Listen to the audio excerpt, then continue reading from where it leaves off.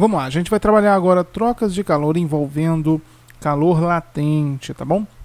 É o seguinte, antes a gente tem que relembrar um pouco aí o que é que seriam essas trocas de calor. É bem simples, cara. Imagina que você tem dois objetos dentro de um calorímetro de misturas e eles estão trocando calor entre si. O calorímetro ele é desprezível, ele tem capacidade térmica desprezível e não interage com eles.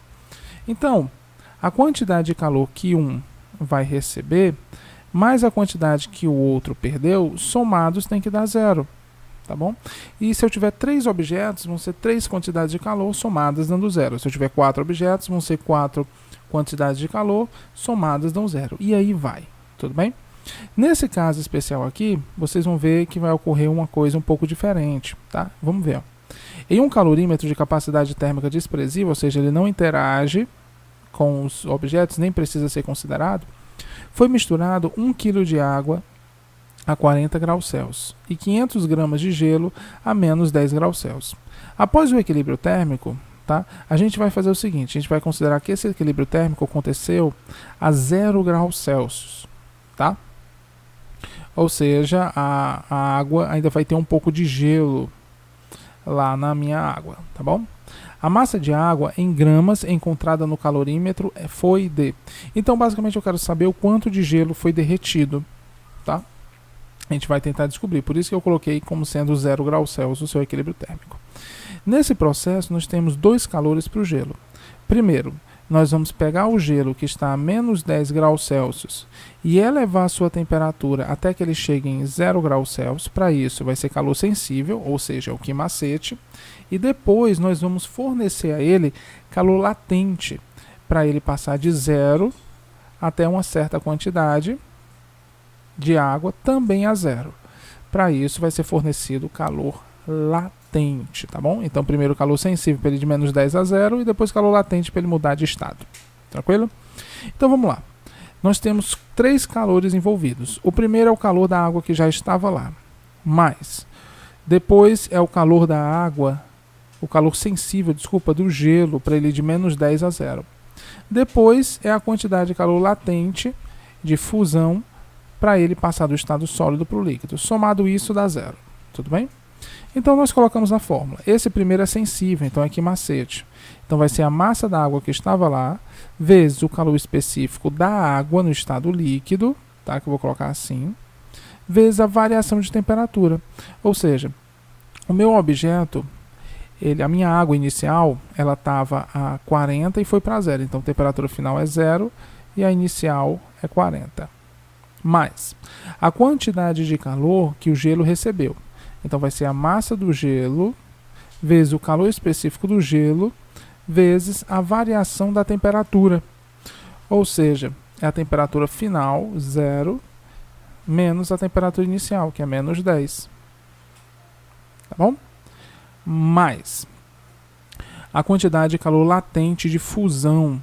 No caso, vai ser o gelo que foi derretido, tá? É uma massa nova, é diferente da massa que é considerada aqui no calor sensível, tá? Essa aqui é a massa de gelo que derreteu, vezes o calor latente de fusão. Tudo isso igual a 0. Aí eu vou substituindo.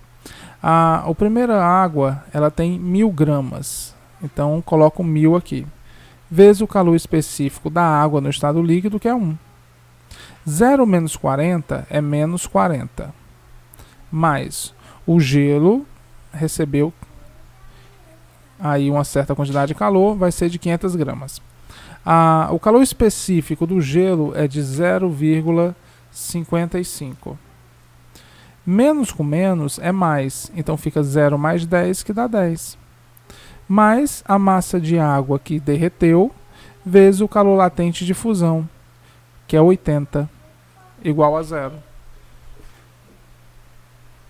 Tá bom? Então vamos lá.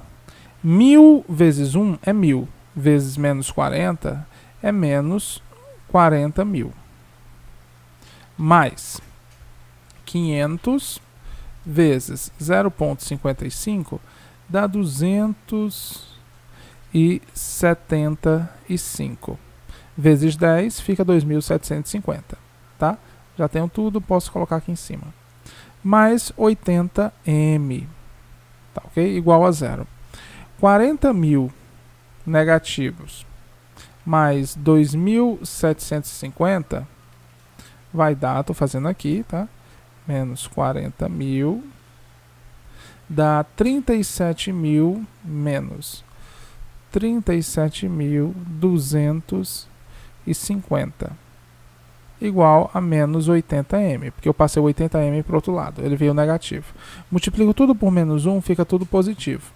Logo, m vai ser 37.250 dividido por 80. Dividido por 80. Isso dá aproximadamente 465,625 gramas, tá bom? Então foi isso que foi derretido. Se eu somar com 1 kg de água, então vai dar mais 1.000 gramas, vai dar aí 1.000, massa total, 1.465,625 gramas, tá? Que é a resposta correta.